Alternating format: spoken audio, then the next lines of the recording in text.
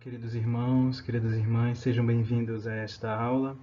Estaremos hoje tratando sobre o livro de Daniel, importantíssimo, não somente para a compreensão da Bíblia em si, mas para a compreensão de nossa própria fé.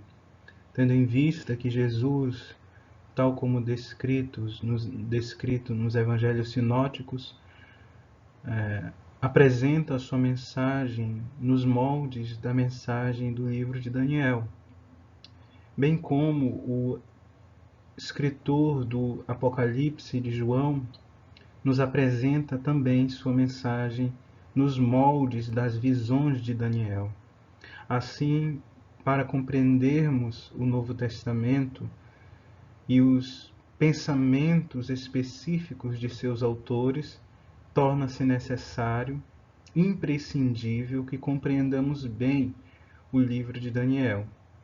Hoje estaremos iniciando nossa aula e que iremos prosseguir na aula seguinte e dividiremos, portanto, em duas partes. A primeira parte, esta de hoje, nós iremos tratar do panorama mais literário do livro, isto é, suas divisões, seu conteúdo, sua formação, autoria, data e assim por diante. Na aula seguinte, nós estaremos tratando de temas específicos importantes que sobressaltam ao nosso olhar quando lemos este livro e que nos são imprescindíveis também para a compreensão da mensagem de Jesus, tal como descrita nos evangelhos sinóticos Mateus, Marcos e Lucas. Podemos então iniciar. Formação e conteúdo. Por seu conteúdo, o livro de Daniel pode ser dividido em duas grandes partes. Duas grandes partes, então, dividem o livro de Daniel. A primeira parte corresponde aos capítulos 1 ao 6, que nos são dados como relatos narrativos. Os capítulos 1 a 6, portanto, são prosa, escritos em narração, à semelhança dos livros históricos. Os capítulos 1 a 6 são narrações históricas de eventos determinados no tempo e no espaço. A que correspondem então estes primeiros 6 capítulos? Daniel e seus 3 companheiros a serviço de Nabucodonosor, capítulo 1. Sabemos que em 587 a 586 houve a última deportação do povo judeu de Jerusalém para a Babilônia. Em 587 foi destruído o templo, destruída a cidade de Jerusalém pelo Império Caldeu, liderado pelo rei Nabucodonosor, rei da Babilônia, rei dos caldeus, do povo caldeu. Assim, os jovens, a elite daquela sociedade foi deportada para a Babilônia. E no capítulo 1 nós temos os primeiros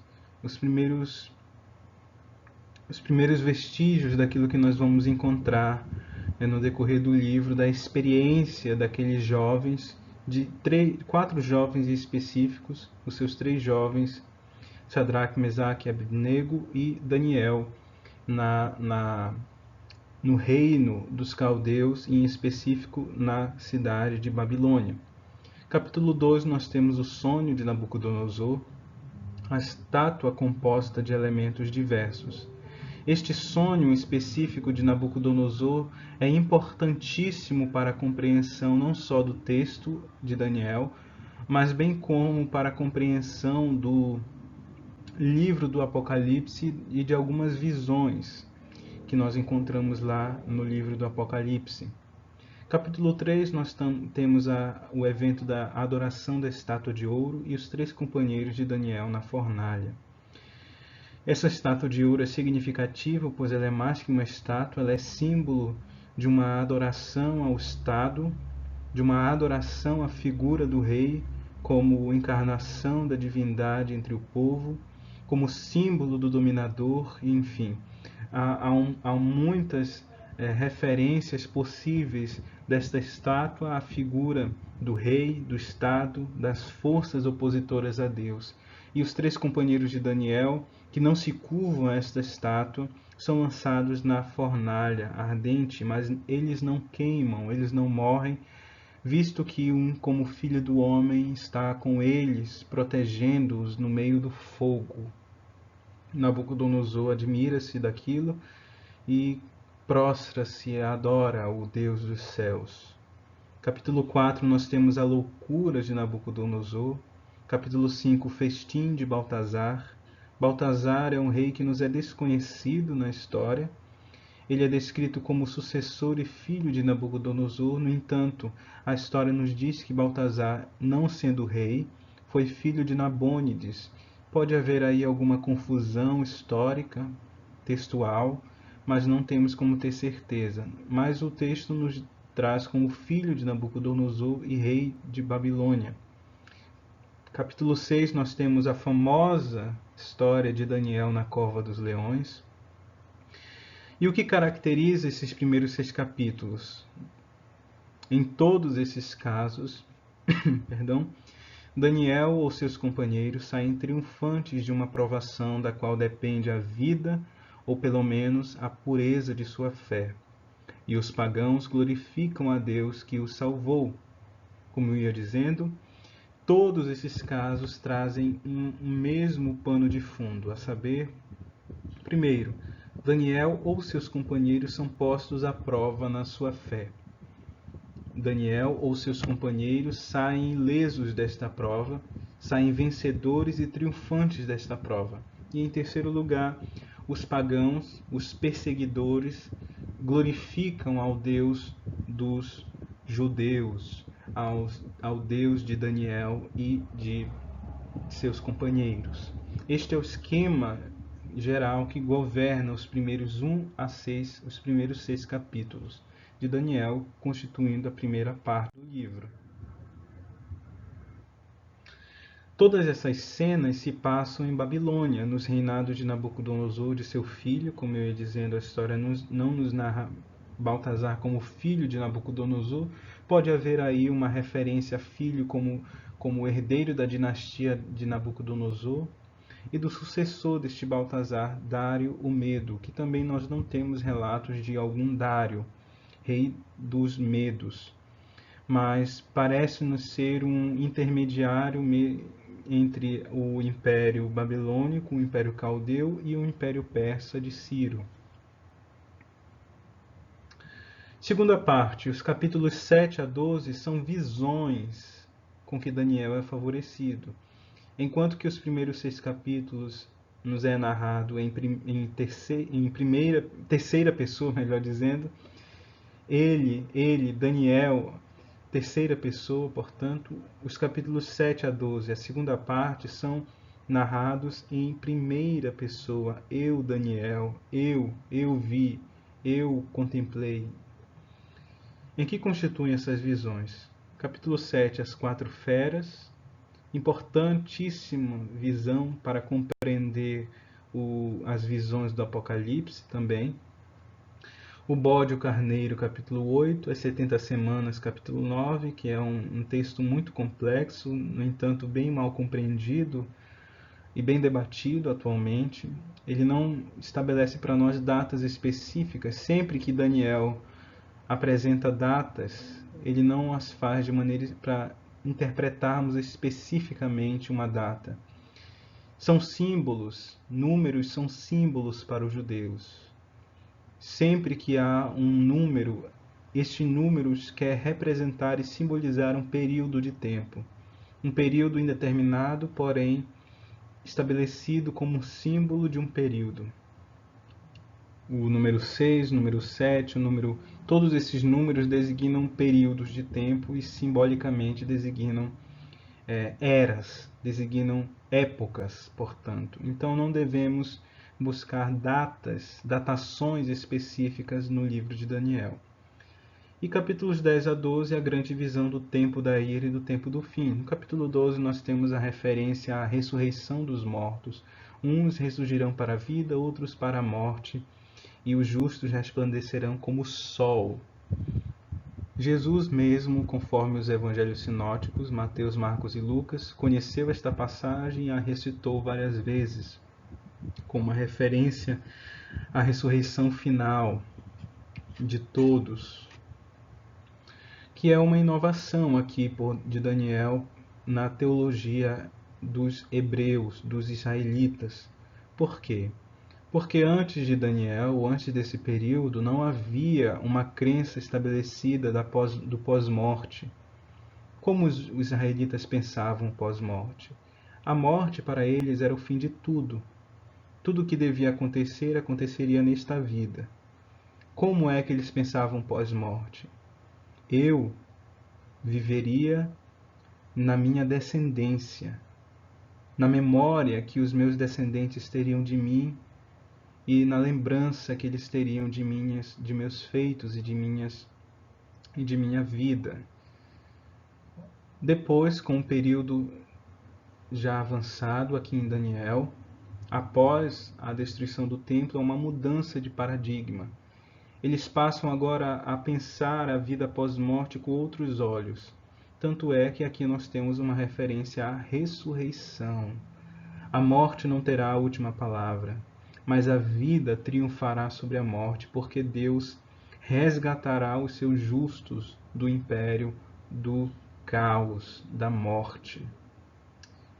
Tema importantíssimo tanto para Daniel quanto para o cristianismo, para a fé cristã, visto que a fé cristã, conforme Paulo nos diz em 1 Coríntios capítulo 15, a fé dos cristãos se fundamenta, repousa sobre a fé na ressurreição.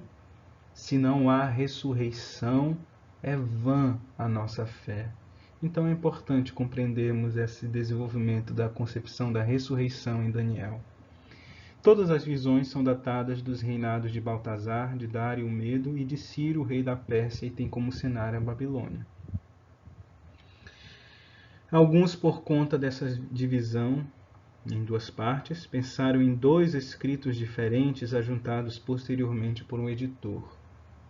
As narrações são contadas em terceira pessoa e as visões são contadas pelo próprio Daniel.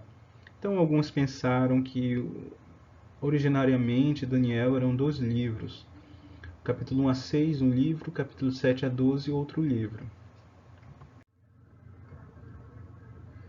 No entanto, o começo do livro está em hebraico, mas em 2:4 passa bruscamente ao aramaico, a língua dos caldeus, a língua dos babilônicos, que continua até o fim de 7, capítulo 7. Os últimos capítulos estão de novo em hebraico. Então há uma constante mudança da linguagem, da língua, e que não segue um programa, um plano específico do 1 a 6, nem do 7 a 12. Então parece-nos que é o mesmo autor. Além disso, embora não temos tempo para lidar com questões muito técnicas aqui, nós podemos dizer que o capítulo 7 é o nexo de unidade do livro. Ele liga a primeira parte à segunda parte. Além disso, o pensamento e as formas literárias utilizadas indicam a mão de um único autor. Então parece-nos que há um único autor por conta dessa unidade entre a primeira parte e a segunda parte, estabelecida a partir do capítulo 7. E além disso, a linguagem é muito parecida entre os 2 capítulos, embora as pessoas da regência verbal, isto é, primeira pessoa, terceira pessoa, mude, as formas literárias, o pensamento é o mesmo, então parece-nos que há a mão de um único autor aqui. Embora não temos como ter certeza se de fato Daniel foi o seu autor. Lembremos, assim como Jeremias não escreveu suas profecias, antes as ditou, e conforme a tradição nos diz, Baruque as escreveu, é provável que Daniel também não tenha escrito as suas profecias, mas ou um escriba ou alguém posteriormente a ele as tenha escrito. Essa é uma questão complicada, não temos como ter certeza, sobretudo porque era comum na antiguidade que os autores escrevessem posteriormente, eles escrevessem anonimamente na pessoa de grandes autoridades do passado. Isso acontece com Salomão, isso acontece com Moisés, isso acontece com muitas outras figuras do passado. Eles não tinham uma consciência de autoria como nós temos hoje. Direitos autorais é algo muito recente, então não havia essa compreensão. Lembrando que a autoridade do texto bíblico não está no autor humano, está no autor divino. Não nos importa se Daniel ou não escreveu este texto, importa se Deus o inspirou. Isso deve estar bem claro na nossa mente. Alguns, por conta do relato a nós fornecido no capítulo 11, pensam que ali é descrita a guerra entre os Seleucidas e os Lágidas, duas dinastias que desejavam o poder sobre a Palestina no século II a.C., bem como a figura de Antíoco Epífanes, que é importantíssima no livro. Estabelecem assim uma data entre 167 e 164 a.C., o auge da guerra entre os Macabeus e Antíoco pelo domínio de Jerusalém. Permitam-me explicar um pouco isso, um pouco melhor. Alexandre o Grande, no século IV a.C., começou as suas dominações, a expansão do Império Macedônico. Alexandre foi filho de Filipe II, rei da Macedônia. E ele começou a expandir seu império, expandir, chegando até a Índia, tomando o Egito, a Índia e toda aquela região. No entanto, Alexandre não deixou herdeiros, e por isso seus 4 generais ficaram como herdeiros de Alexandre após a sua morte em 331, com 33 anos. Esses 4 generais dividiram entre si o seu império enorme, grandíssimo. O Egito ficou com o general Ptolomeu. A Síria, a Babilônia, a Pérsia, portanto, ficou com o seu general Seleuco. Esses dois generais, essas duas regiões ficavam acima e abaixo, respectivamente, da Palestina. Então a Palestina, onde ficava Jerusalém, onde fica até hoje, ela estava no meio dessa guerra de territórios entre Seleuco e Ptolomeu. Os seus descendentes passaram a guerrear entre si pelo poder da Palestina para ampliar o seu território. Então a Palestina tornou-se um campo de guerra entre esses dois generais. No século III, os descendentes de Seleuco, chamados Seleucidas, tomaram a Palestina. Os Seleucidas, eles eram mais puristas, isto é, desejavam impor a cultura grega aos palestinos, aos judeus. E isso gerou uma guerra, gerou uma revolta muito grande por parte dos judeus. Essa revolta foi conhecida como a revolta dos Macabeus, por conta da família de Judas Macabeu. Uma família de sacerdotes que se revoltou contra o poder e a influência dos gregos naquela região. Em 168 e 167,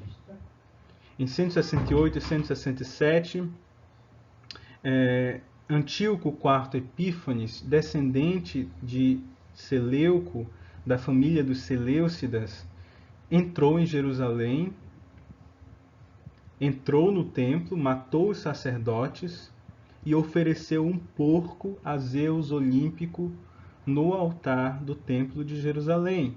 Imaginem, queridos, a estupefação dos judeus ao verem isso. Eles ficaram horrorizados com o que ocorreu. Um pagão entrar no templo sagrado de Deus, matar os sacerdotes e oferecer um porco a um Deus estranho no altar de nosso Deus. Então isso se tornou a gota d'água. E em 164, os macabeus venceram os poderes gregos e reconsagraram o templo de Jerusalém. Até hoje eles comemoram essa data, os judeus comemoram essa data de 164 a.C. Então, os que advogam que Daniel não foi o autor deste livro, o autor primário, pelo menos, pensam que o autor se encontra nesse período, nesse movimento histórico aqui do século II, e escreveu e olhou para o passado, para a história de Daniel, e viu nela uma possibilidade de conceder conforto e esperança no meio deste tempo muito semelhante ao de Daniel, em que a sua fé era desafiada por um poder maior que o deles. Prosseguindo. Essa data tão recente explicaria sua posição no cânon hebraico. Ele não foi admitido entre os grandes profetas, mas alocado entre Esther e Esdras, em um grupo chamado de escritos. O cânon hebraico, embora contenha os mesmos livros que o nosso cânon protestante, ele não está na mesma ordem. O nosso cânon protestante ele é muito recente. O cânon hebraico é o cânon que os judeus utilizavam, a lista de livros sagrados. E a ordem que eles estão para os judeus é importante, porque há uma gradação de autoridade e do tempo em que foi aceito cada livro como sagrado. Então, por exemplo, a primeira parte é a Torá. Torá é a lei. A lei está na base do judaísmo. A Torá é o escrito mais sagrado para os judeus. Todos eles admitem a Torá como escritura sagrada. Então está na primeira posição. A segunda, posteriormente, foram aceitos os profetas, os Neviim, perdão aqui, os Neviim, os profetas. Os profetas divididos em profetas anteriores e posteriores. Eles são o segundo grupo que foi aceito pelos judeus como sagrados. Posteriormente, mais recentemente, foram aceitos outros livros na lista de escrituras sagradas pelos judeus, que foram os Ketuvim, que são os escritos. Entre os escritos nós temos Jó, nós temos os Salmos, nós temos Esther, nós temos o livro de Esdras, nós temos também os chamados Cântico dos Cânticos de Salomão, livro de Eclesiastes, e nós temos o nosso livro de Daniel, que não é compreendido como um profeta anterior nem posterior, mas colocado entre os escritos, talvez por conta de ser um livro recente para os judeus, não ser um livro tão antigo quanto, por exemplo, o livro de Isaías. Então é provável que essa data recente do livro explique essa tardança da alocação do livro de Daniel no cânon hebraico. Talvez isso explicaria. As Bíblias gregas e latinas fizeram a inserção dele no grupo dos profetas. Então, nós temos o Daniel entre os profetas hoje por conta não da Bíblia hebraica, não do cânon da lista sagrada dos judeus, mas por conta das traduções do grego e do latim que foram feitos do hebraico. Por isso, nós temos hoje Daniel como um dos profetas. E acrescentaram, além disso, algumas partes ao livro de Daniel. O Salmo de Azarias, o Cântico dos Três Jovens, a história de Susana e as histórias de Bel e da serpente sagrada, que são sátiras da idolatria. Então, essas outras histórias que foram acrescentadas ao livro de Daniel ainda estão presentes hoje no cânon da Bíblia católico-romana, embora os católicos mesmo compreendem que não são de mesmo peso de autoridade que o texto hebraico, pois eles estão escrito originalmente em grego. Prosseguindo, para finalizarmos, vamos falar um pouco do propósito do livro. O propósito do livro, se nós compreendemos que ele não foi escrito primariamente, em um primeiro momento, por Daniel, mas por discípulos dele, ou até mesmo por um autor do século II, tendo em vista a história de Daniel e escrevendo sob o nome de Daniel, se não for Daniel, nós podemos estabelecer o propósito do livro como sustentar a fé e a esperança dos judeus perseguidos por Antíoco Epífanes. Daniel e seus companheiros foram submetidos às mesmas provas que os judeus do século II a.C. Então há um paralelo aqui entre as provas pelas quais Daniel e seus companheiros viveram e as provas pelas quais passaram os judeus do século II, as quais são: primeiro capítulo, abandono das prescrições da lei; capítulo 3 e 6, a tentação da idolatria. Em todas essas provas, Daniel e seus companheiros saíram vencedores delas, e os antigos perseguidores tiveram de reconhecer o poder do Deus único. Aqui é uma suposição de que Daniel não foi o autor.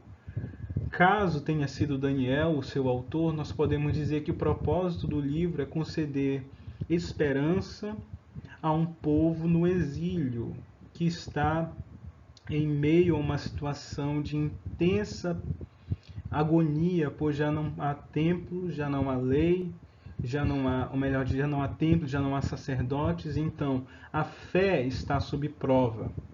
E esta fé sob prova deve encontrar repouso e confiança no Deus único, que cuida do seu povo mesmo em terra estrangeira. Então nós temos essas duas possibilidades aqui. Não podemos bater um martelo para nenhuma das duas, pois não temos como ter certeza de que Daniel foi o seu autor, nem de que não foi. Caso não foi, é provável que tenha sido escrito no século II. Caso foi escrito por Daniel, por um escriba seu, e foi distribuído ao povo judeu para conceder esperança no momento que eles estavam vivendo de exílio.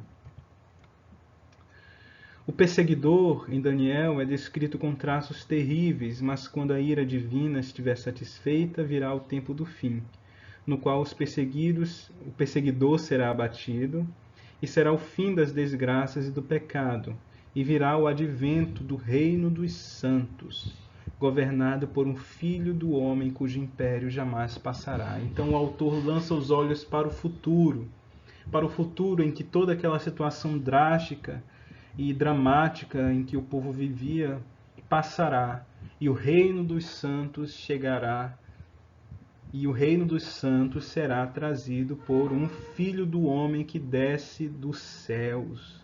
E este é um assunto que iremos tratar na aula que vem, no qual buscaremos compreender os temas gerais do livro de Daniel e compreender como ele se coaduna, como ele nos ajuda a compreender a mensagem mesma de Jesus e de sua missão.